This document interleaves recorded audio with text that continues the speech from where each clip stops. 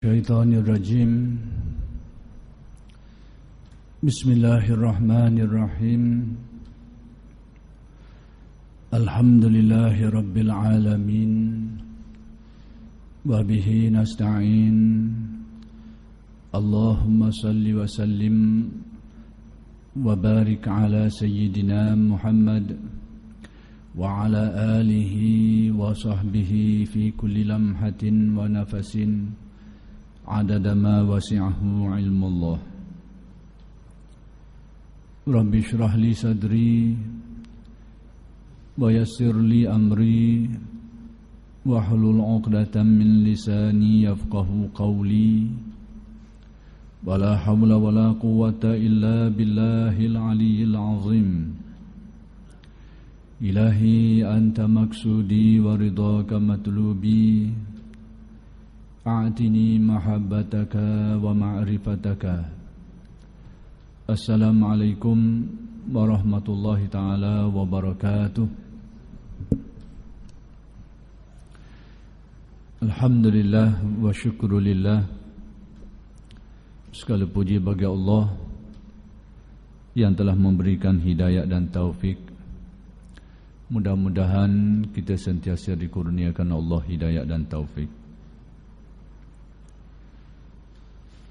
Dan kuliah Masjid Abidin pada malam ini masih lagi membahaskan kalam hikmat Syekh Ahmad Ibn Atha'illah Al-Iskandari radhiyallahu anhu yang ke-28, yang berkait dengan halangan-halangan yang perlu ditempuh dalam perjalanan kerohanian untuk mendekatkan diri kepada Allah dan seterusnya mencapai mahabbah, ma'rifat dan redha Allah Subhanahu wa taala.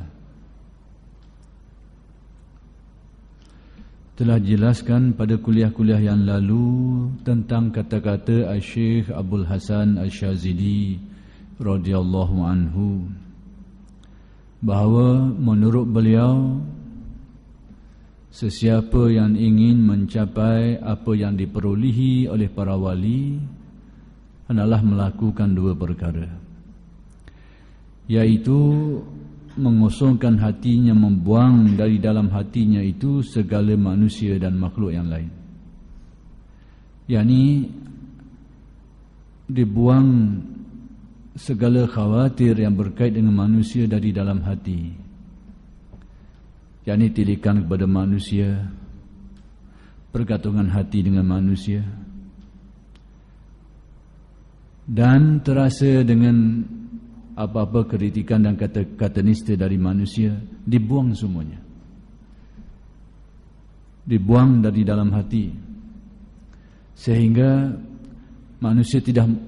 orang itu tidak menaruh harapan lagi kepada yang lain dari Allah, sehingga dia tidak menilik lagi kecuali kepada Allah, tidak lagi untuk memandang kepada manusia yang lain dalam apa jua yang dilaksanakan, sehingga dia tidak kisah lagi apa yang manusia kata, sama ada dipuji atau dicela, dicerca, dikritik, ditamah dan macam-macam, tidak dihiraukan.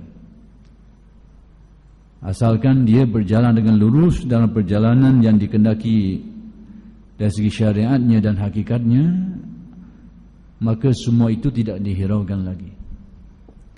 Itu maksud membuang manusia dari dalam hati. Dan demikian juga yang kedua, membuang dunia dari dalam hati, sehingga tidak terganggu tumpuannya, sehingga hatinya itu benar-benar bertawajuh menghadapkan hati kepada Allah Subhanahu wa taala. Tidak lagi melihat kepada tarikan-tarikan duniawi. Bukan berarti membuang apa yang sedia ada, bukan berarti tidak mencari keperluan-keperluan hidup, tidak, tapi membuang tilikan hati dan keinginan hati terhadapnya, kegilaan hati terhadapnya dibuang.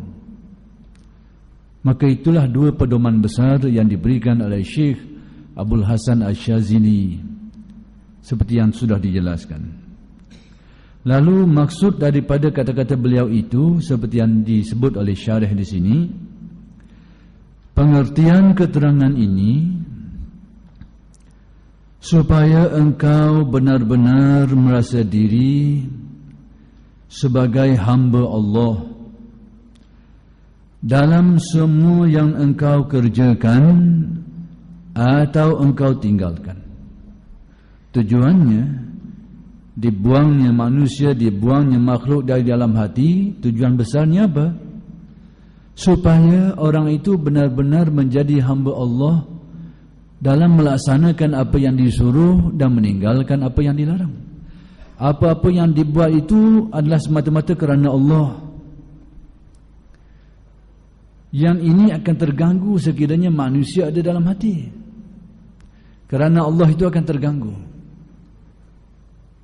Nak mendapat perhatian manusia, nak mendapat kedudukan di sisi manusia, nak mendapat habuan itu, habuan ini, maka target tadi bahawa menjadi hamba Allah yang benar-benar dalam melaksanakan yang diperintahkan tidak tercapai. Akan terganggu bila ada dua perkara tadi itu. Ada manusia dalam hati, ada dunia dalam hati.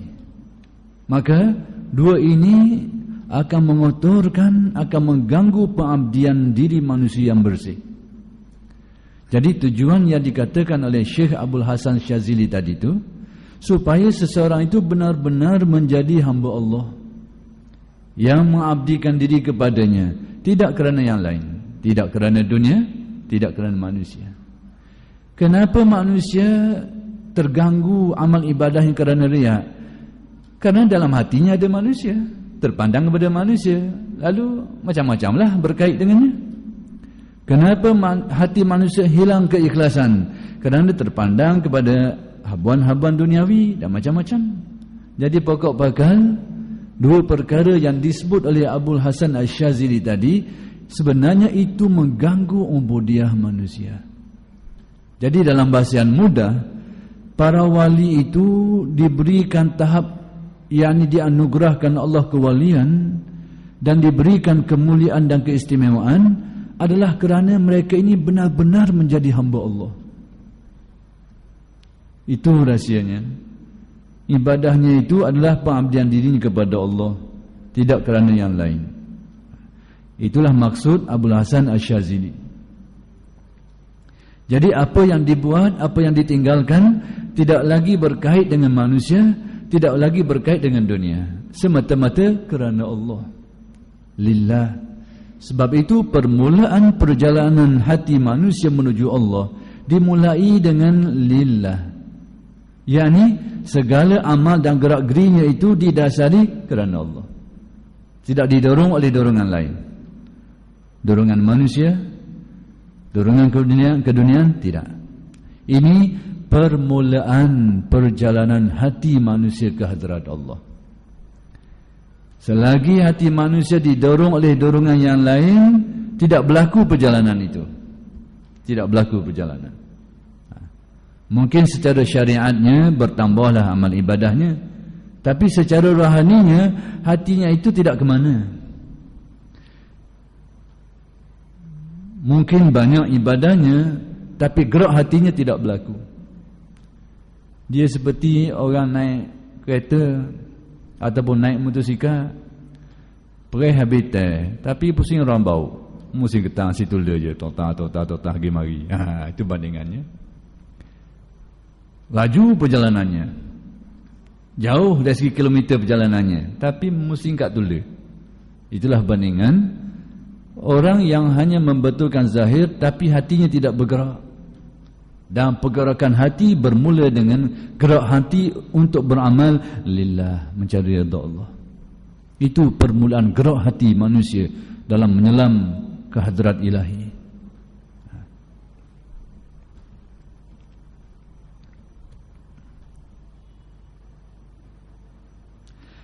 Dan menjaga hati perasaan, jangan sampai merasa seolah-olah di dalam alam ini ada kekuasaan bagi lain Allah. Pada tingkatan selanjutnya, supaya hati manusia tidak lagi merasai kekuasaan kecuali kekuasaan Allah.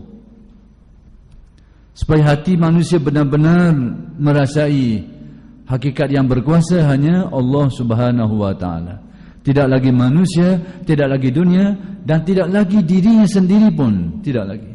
Allah semata-mata. Jadi apa-apa yang disebut oleh Syekh Abdul Hasan Asy-Syadzili sebenarnya kesinilah yang hendak dibawanya, supaya amalnya itu benar-benar lillah, menjadi hamba Allah, yang kemudian di dalam hatinya itu hanyalah merasai kebenaran Allah, merasai kebenaran kekuasaan Allah Subhanahu wa ta'ala. Yang ini, yang kedua ini dinamakan tauhidul af'al. Hati yang menyelami, hati yang merasai kebenaran kudrat iradat Allah. Kenapa hati manusia boleh merasai hakikat ini? Kerana mata hati dapat melihat hakikat keyakinan itu, lalu merasainya. Maka di sinilah timbul dalam istilah tasawuf syuhud, sehingga membawa kepada zauq. Hati melihat keyakinan.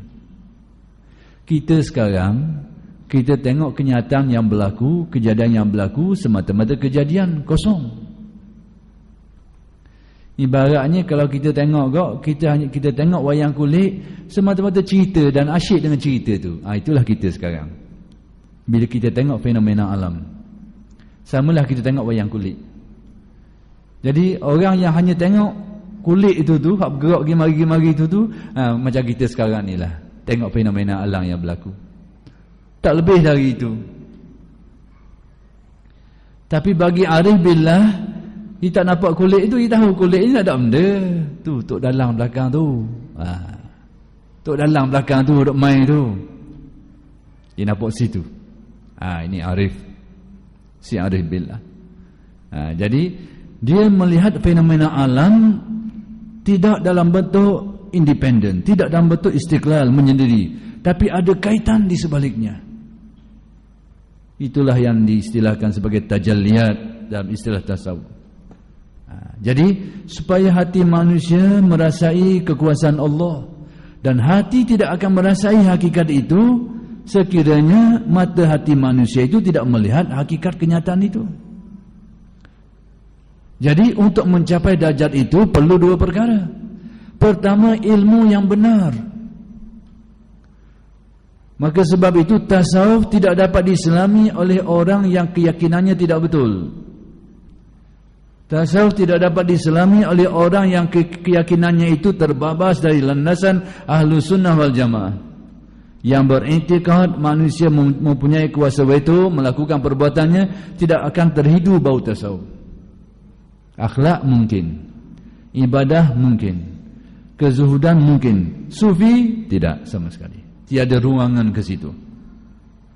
Kerana sufi itu didandasi atas keyakinan yang benar, i'tiqad yang betul. Yang kedua, hati yang selalu ingat, dalam bahasa mudah, hati yang hidup dengan zikir, mantap zikirnya, sehingga hakikat-hakikat iman itu kelihatan di mata hatinya, di cermin hatinya.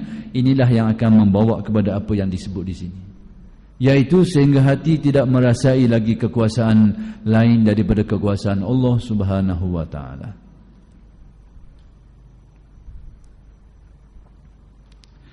Yani bersungguh-sungguh dalam menanggapi, yakni memahami, la haula wala quwata illa billah, tidak ada daya dan upaya kecuali dengan kudrat dan iradat Allah. Kecuali dengan Allah, yakni dengan kudrat Allah, dengan iradat Allah, dengan taufik Allah, dengan hidayat Allah.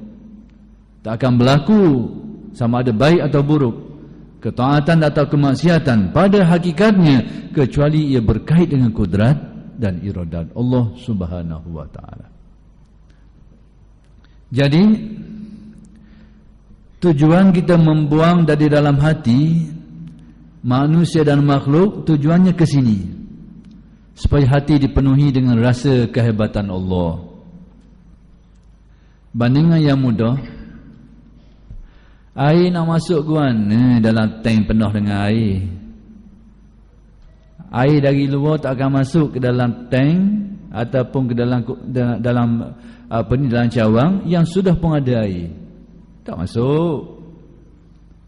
Yang akan masuk hati yang kosong. Kita cuba air dan gelah ada air dah. Masuk air tu. Tak masuk. Yang masuk gelah kosong.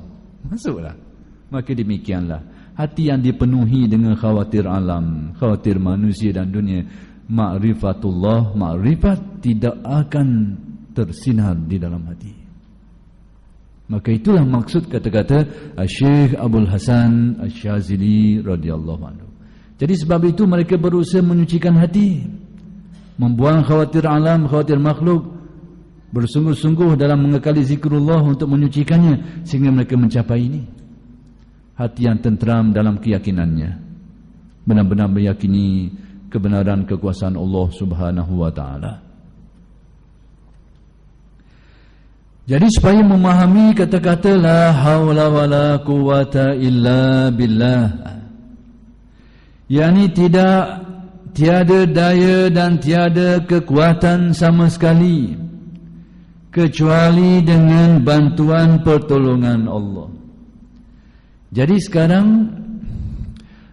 martabat ma'rifat ini, martabat arif ini, apabila ia melibatkan rasa hati, apabila ia melibatkan pandangan mata hati. Jadi yang tidak melibatkan itu dinamakan i'tiqad dan keyakinan. Itu jalan usuluddin. Kita percaya tidak ada yang benar-benar berkuasa melainkan Allah. Yakin kita. Maka martabat itu dinamakan martabat usuluddin. Dan martabat keyakinannya dinamakan ilmul yakin. Apa bukti kita kata tidak ada daya upaya melainkan Allah? Akal membenarkan keyakinan itu. Yang kedua, dalil Al-Quran dan hadis menyebut tentang perkara itu. Cukup, kita sudah yakin, tidak ragu-ragu lagi. Maka keyakinan kita pada waktu itu tarafnya ilmul yakin. Tapi sekiranya keyakinan ini mula bersinar di dalam fikirannya dan menjunam sampai ke dalam hati dan menyentuh hati dan perasaan, terbuka basirah mata hatinya, melihat hakikat-hakikat kebenaran ini sehingga membuahkan zauq dan rasa hatinya, maka itu bertukar tingkatan keyakinannya menjadi ainul yakin. Ainul yakin namanya. Dan orang ini mula dikatakan orang yang mula menghidup bau arif, orang yang arif tentang Tuhannya. Kalau yang tadi orang yang alim tentang Tuhannya, dia tahu dengan yakin. Sekarang yang arif tentang Tuhannya. Orang yang tengok buah durian, dia yakin ada buah durian, tidak ragu, baik tengok. Orang ini disebut alim tentang durian, dia tahu. Tapi tinggal lagi tidak kecak, tidak rasa. Jadi tidak dinamakan arif tentang durian, hanya alim tentang durian. Tahu, ni buah durian, dia nak tipu dia. Ada durian ni. Tapi tidak dapat mengecam dengan baik.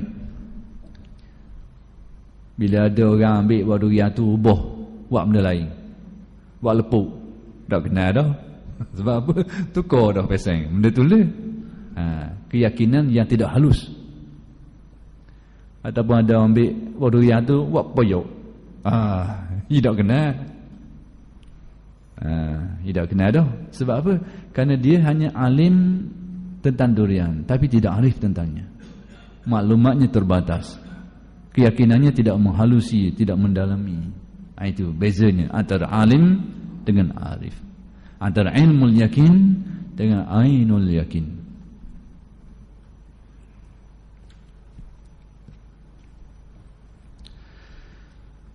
Maka apabila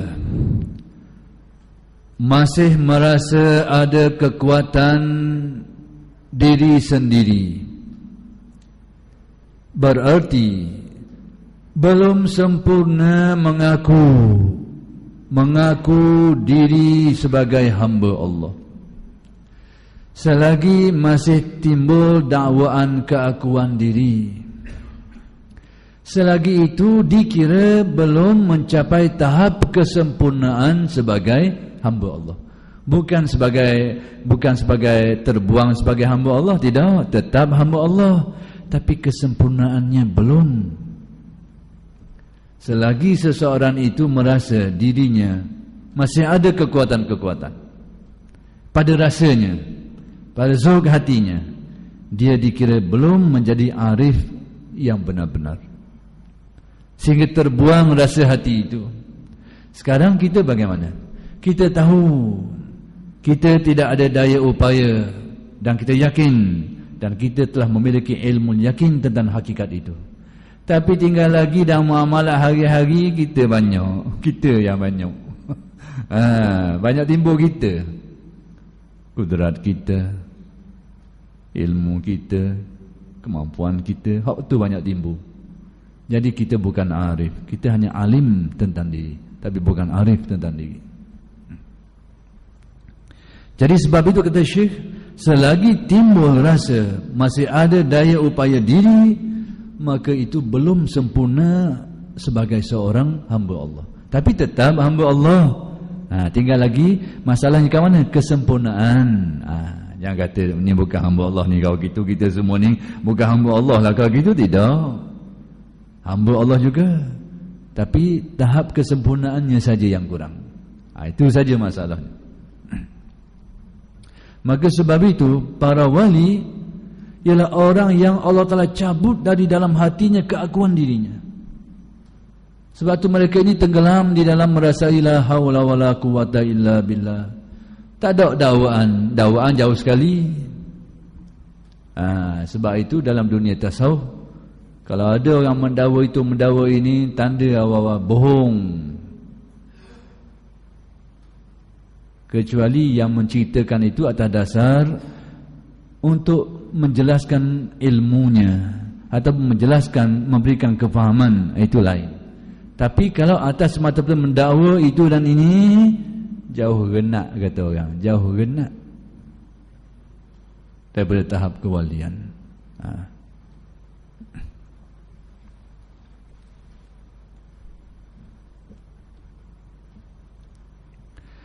Sebaliknya, bila telah benar-benar perasaan la haula wala quwata illa billah itu, bila hakikat ini benar-benar menjunam ke dalam rasa, inilah yang dikatakan hakikat. Bila perasaan kita hancur perasaan kita itu, lalu timbul la haula wala quwata illa billah, itulah yang dikatakan jiwa yang mencecah hakikat. Dan tetap demikian beberapa lama, perasaan itu kekal pula. Karena kita ni ada sekali berasa gitu, ada tain, tak ada pula keluar masuk. Ini ni orang dalam perjalanan, sekali dimerasai, sekali hilang. Dan ini biasa dalam proses. Tapi yang dikatakan sempurna tadi, yang mencapai hakikat itu dan kekal bertahan lama perasaan itu, zauq itu, sudah menjadi maqam bagi dirinya. Beberapa lama, nescaya Allah membukakan untuknya pintu-pintu rahsia.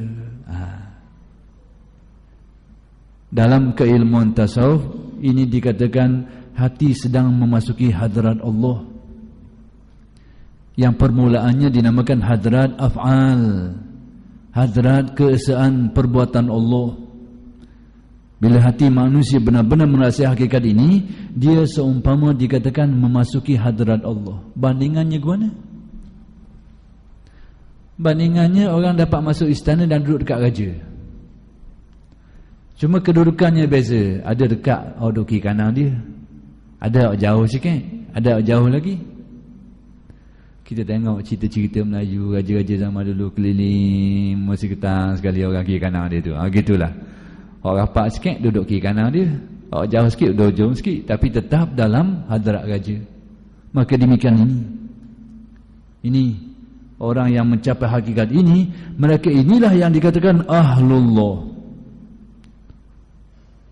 yakni orang yang dikatakan berdampingan berada pada hadrat Allah Subhanahu wa taala. Dalam bahasa yang mudah, orang yang dekat kedudukannya. Dekat. Jadi itu hanya kiasan saja. Jangan kita bandingkan Allah Ta'ala gitu juga. Kerana keyakinan kita Allah itu laisa kamitslihi syai', tidak menyerupai sesuatu. Tidak ada yang serupa dengan Allah dari segenap segi. Tiada tempat baginya, tiada rupa baginya, tiada apa-apa yang ada pada manusia, ada pada makhluk yang ada padanya.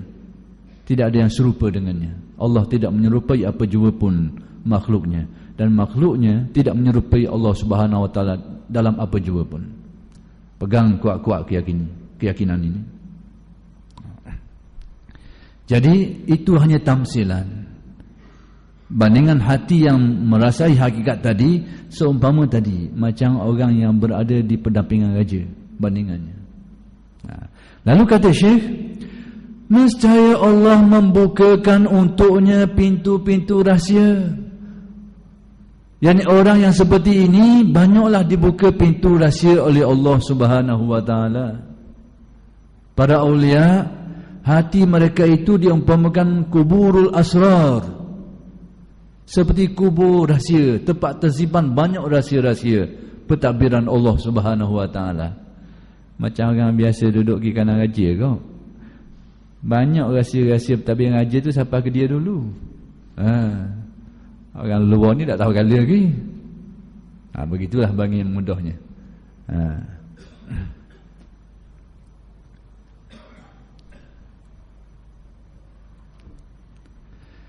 Pintu rahsia-rahsia yang tidak pernah mendengar dari manusia seisi alam. Banyaklah istilah rahsia dalam ilmu tasawuf ni membawa banyak maksud yang insya-Allah bila sampai kalam hikmatnya kita akan jelaskan maksud rahsia-rahsia itu. Dan antara rahsia-rahsia itu Allah Ta'ala buka tentang ehwal-ehwal yang akan berlaku. Sini timbul isu kadang-kadang, apakah manusia boleh mengetahui apa yang akan berlaku? Ya, boleh. Tidakkah itu bertentangan dengan ayat Al-Quran yang menyatakan bahawa tidak ada yang mengetahui perkara gaib melainkan Allah? Memang benar. Itu satu perkara. Yang ini satu perkara. Memang tidak ada yang tahu perkara gaib melainkan Allah. Ayat Al-Quran pun menyebut, bahkan Aisyah sendiri memberitahu, sekiranya ada orang beritahu kepada engkau dia tahu perkara yang akan datang, perkara gaib, dia bohong, kata Aisyah. Memang benar. Yang ini bukan itu, yang ini diberitahu. Diberitahu. Bukan tahu dengan sendiri, diberitahu.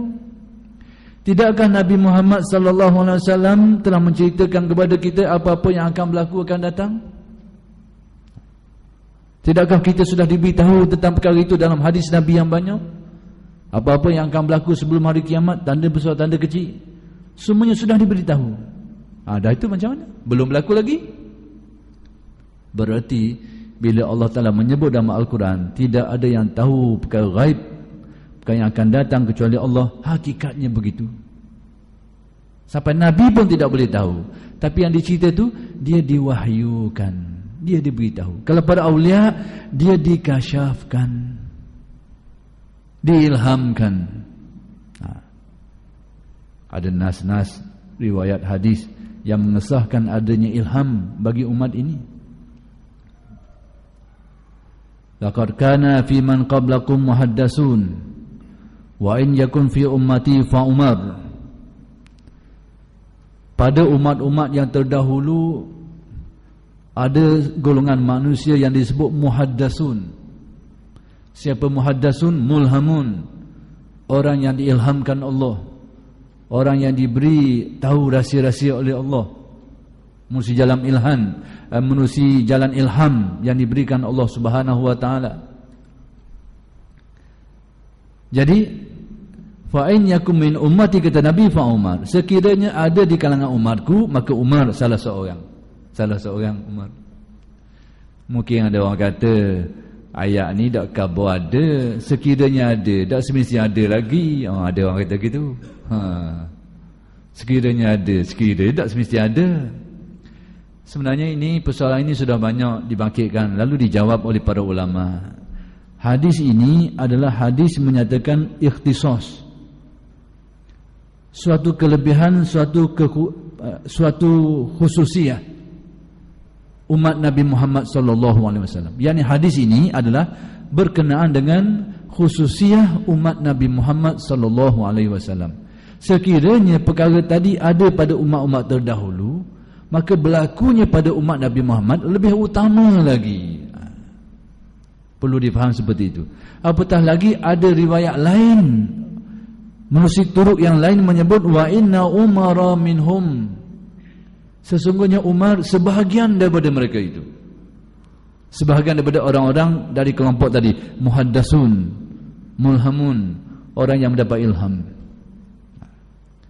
Jadi supaya jelas benda inilah, supaya tidak keliru. Ketika Al-Hallaj nak dihukum bunuh, dan ketika dia bertemu dengan Al-Junaid, apa dia kata? Dia kata, Junaid kata kepada Al-Hallaj, inilah orangnya yang akan dibunuh di batang pokok. Dia kata kepada Al-Hallaj, inilah orangnya. Satu hari dibunuh di mana? Di batang pokok. Al-Hallaj pula kata kepada Junaid, inilah orangnya yang bila nak jatuhkan hukum, dia buang jubah dia tu, ditukar dengan jubah lain. Dan berlaku, benar-benar berlaku.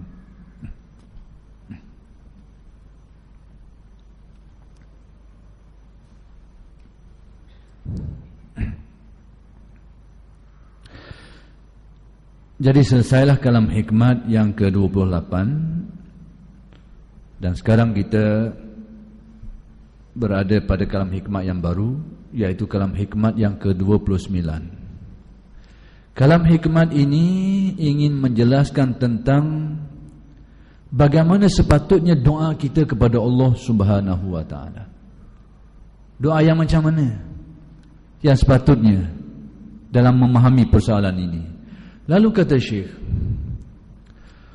talabuka minhu ittihamun lahu,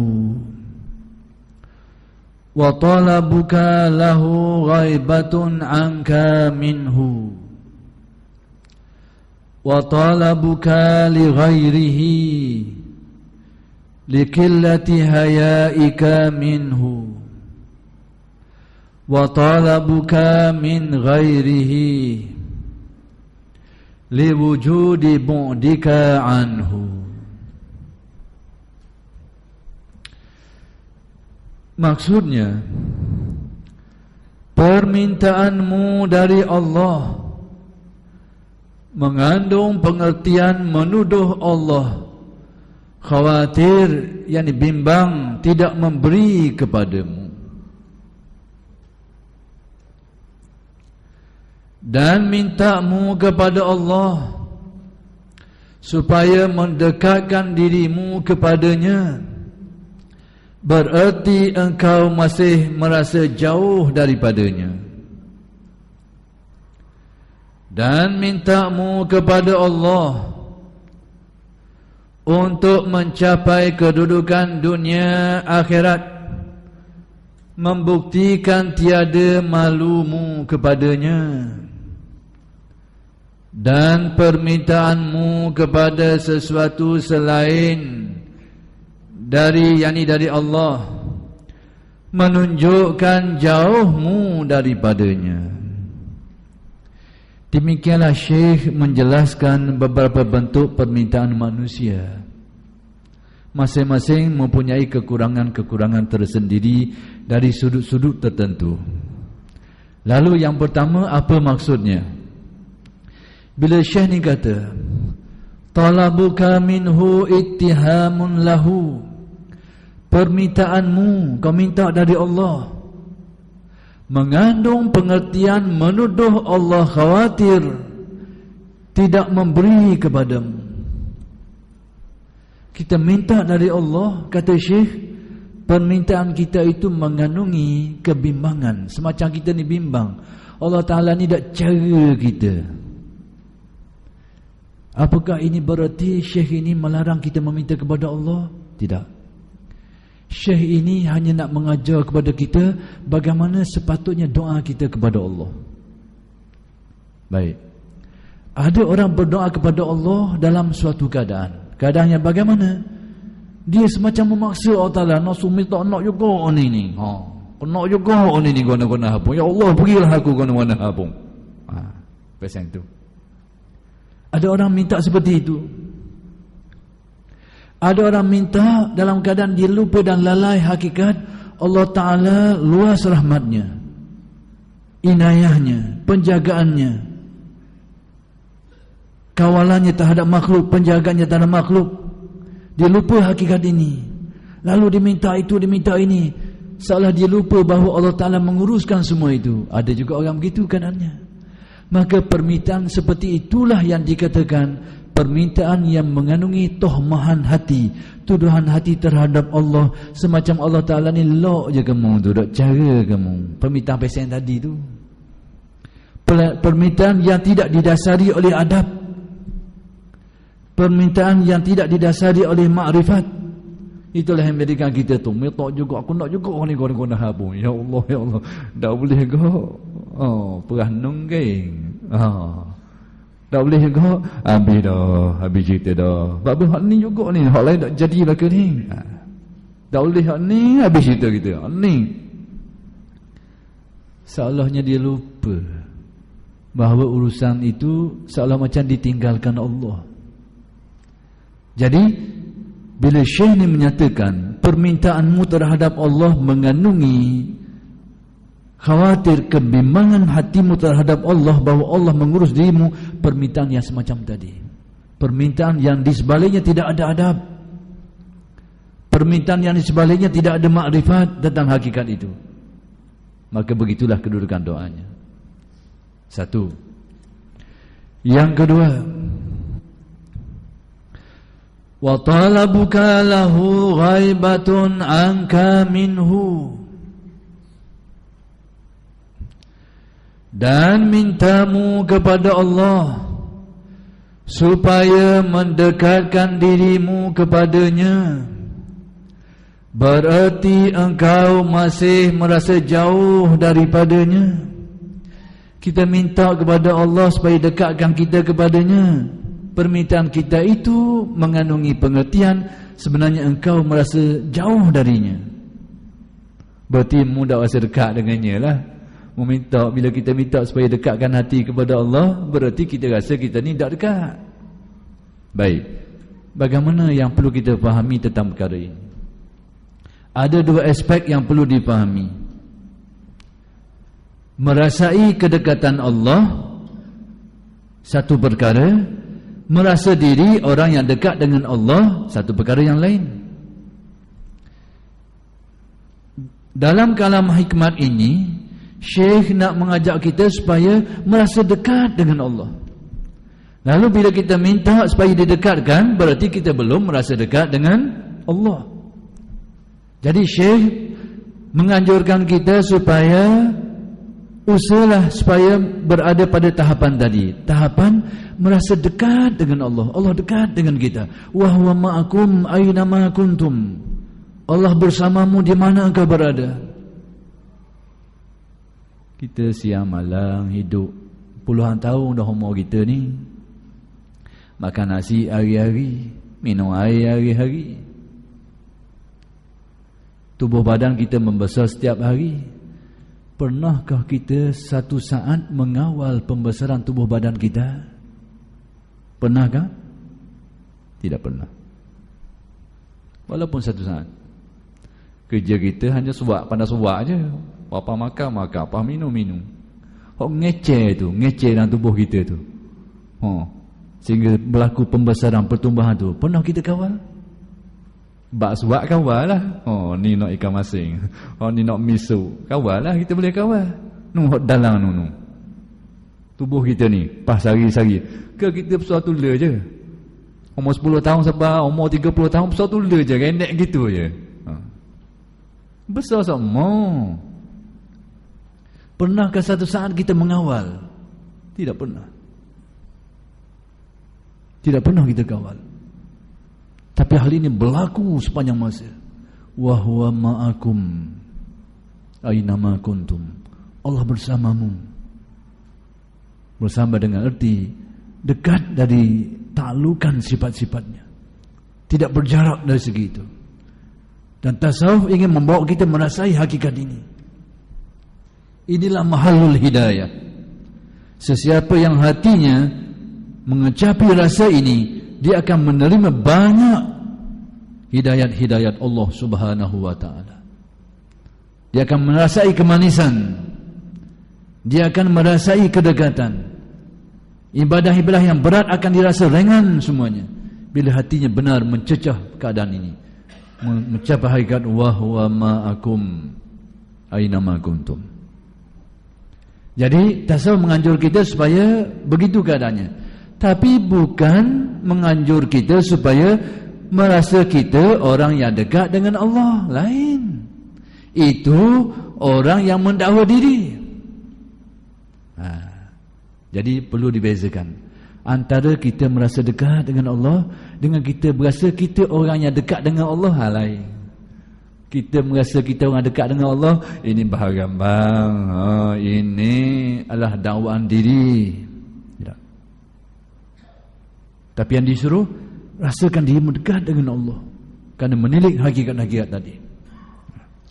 Jadi bila Syekh ni mengatakan bahawa permintaanmu dari Allah Subhanahu wa ta'ala supaya mendekatkan diri kepadanya, berarti engkau masih jauh. Berarti doamu itu memberi petunjuk begitu. Kemudian kata Syekh dalam bentuk yang itu dua perkara. Ketiga, wa talabuka li ghairihi likillati hayaika minhu, dan mintamu kepada Allah untuk mencapai kedudukan dunia akhirat, membuktikan tiada malumu kepadanya. Yang ketiga ini, permintaan kita kepada Allah untuk mendapat habuan-habuan duniawi dan ukhrawi juga. Minta nak tu, nak ni. Dari segi syarak, dari segi syariat harus. Minta nak jadi kaya, harus. Minta nak jadi sehat, harus. Minta nak mendapat jawatan tinggi, harus. Minta nak anak ramai, bini ramai, harus. Apa lagi? Macam-macam. Harus semuanya. Kerana diharuskan syarak. Tapi dari neraca tasawuf, permintaanmu terhadap perkara-perkara keruniaan tadi adalah menunjukkan engkau ni tidak malu kepada Allah. Kenapa? Kerana tasawuf menganjurkan kita supaya minta, supaya dekat dengan Allah, ataupun supaya kita ini mendapat redha Allah. Bila Allah tak redha, dia akan menguruskan, dia akan memberi, dia akan mengawal, dia akan memenuhi keperluan dan macam-macam. Itu dimensi tasawuf. Jadi bila kita minta nak tu, nak ni, nak tu, nak ni, nisbah kepada adab, engkau ini kurang malu dengan Allah. Tapi tidak salah. Janganlah pas ni tak mau minta benda-benda maksudnya. Tak mau berdoa langsung dah. Pas mayang semua lagi. Jangan macam gitu pula tu. Syekh ni nak beritahu keadaan orang yang berada pada maqamnya. Orang yang hatinya mula bertawajuh kepada Allah, mula mendekati Allah secara rohaninya. Bila diminta nak tu, nak tak, minta benda ni, orang ni dikira sebagai tidak malu kepada Allah Subhanahu wa ta'ala. Tapi kita ni, hak penuh keinginan ni, kau andalah nak minta benda-benda pun. Asalkan benda tu haru, nak minta benda-benda, asal jangan mustahil sudah.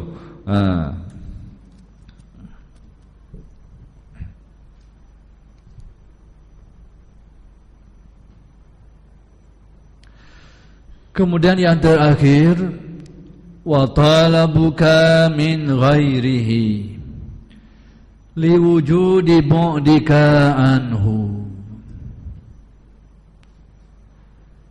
Dan permintaanmu kepada sesuatu selain dari, yakni darinya, selain dari Allah, menunjukkan jauhmu daripadanya. Permintaan kita minta dengan yang lain dari Allah, minta dengan orang tu, minta dengan ni macam-macam. Hal itu dari dimensi tasawuf menunjukkan bahawa engkau sangat jauh dari Allah. Kalau engkau dekat dengan Allah, engkau akan minta dengan Allah, dia akan minta yang lain. Jadi fahamlah maksud. Bahawa maksud dalam tasawuf adalah supaya terus langsung kepada Allah, tanpa sebarang perantaraan, tanpa tawasul. Maksudnya, kalau boleh biar sampai begitu, sehingga hati hanya dengan Allah semata-mata, tidak yang lain. Itu kehendaknya, maksud dari perjalanan tasawuf. Cuma pengamalan tawasul itu tidaklah menjadi satu kesalahan. Itu saja. Tawasul itu dibenarkan sekalipun menjadi khilaf. Ini masalah khilaf di kalangan ulama. Diharuskan. Jadi pertama sekali ingin saya jelaskan, dalam keilmuan tasawuf, seboleh-bolehnya seseorang itu nak dibawa, nak ditingkatkan sampai ke tahap tak ada tawasul langsung, terus dengan Allah. Kehendaknya begitu. Tapi di perjalanan permulaan itu dibenarkan, diharuskan, berasaskan kepada keharusan syarak. Jadi supaya apa? Pertama sekali, supaya orang-orang yang menyalami tasawuf, menjalani tarekat, tahu kedudukannya. Tawasul itu hanya sementara. Bila hati sudah mantap, tidak melihat yang lain lagi, terus hanya kepada Allah semata-mata, tidak lagi mengurusi perantaraan-perantaraan, sekalipun diharuskan syarak. Tapi di peringkat permulaan, hal itu ternyata masih diharuskan. Kita pergi jumpa orang soleh, minta tolong doa kita, harus. Tawasul adalah satu benda yang harus. Sayyidina Umar, ketika berlakunya kemarau panjang, dia bertawasul dengan bapa saudara Nabi, kerana kedudukan yang dekat dengan Nabi itu. Al-Abbas bin Abdul Muttalib, dia bertawasul, minta hujan, dan turun hujan. Dia berdoa. Ini yang berlaku. Jadi bertawasul dengan apa yang diharuskan syarak, harus. Termasuk bertawasul dengan orang soleh, pergi jumpa dia minta tolong doa. Ataupun kita minta, ya Allah, hitam aku dengan berkat orang soleh ni, sebagai kasihmu, sampaikanlah hajat aku, harus. Cuma nak beritahu, tasawuf akan bawa manusia ke satu tahap hanya dia dengan Allah. Jadi yang disebut oleh Syekh, itulah maksudnya. Bukan berarti tidak boleh memperantarakan itu dan ini seperti yang diharuskan syarak, tidak. Cuma matlamat besarnya sampai ke tahap antara dia dengan Allah tidak ada sebarang tawasul lagi.